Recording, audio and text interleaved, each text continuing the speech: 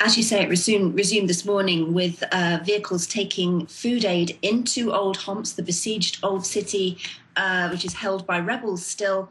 And those vehicles are going to, it's understood, bring civilians out. Now, this evacuation has been going on since late last week. It's aimed at women, children, and elderly men.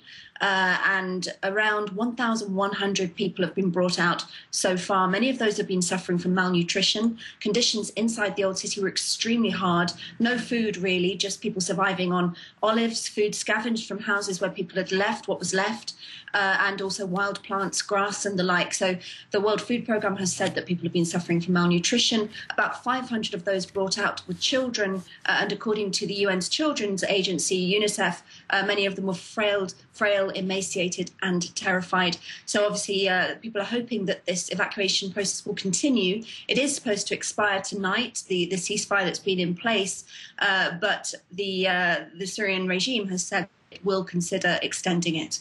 Lucy, what about these reports about these hundreds of men and boys who were detained as soon as they were evacuated from homes? Do we have any more word on that or where they are?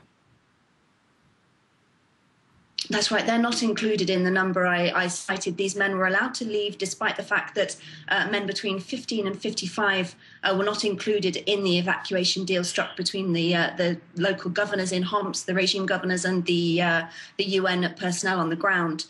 There are a lot of concerns about these men. About 370 were arrested as soon as they left the town. About 111 of those, according to a UN spokesman, have been released. They're being questioned, the remainder are being questioned, in a school in the presence of UN protection officers. And UN spokesmen have said over the last few days that those people must not come to any harm, but that they are concerned.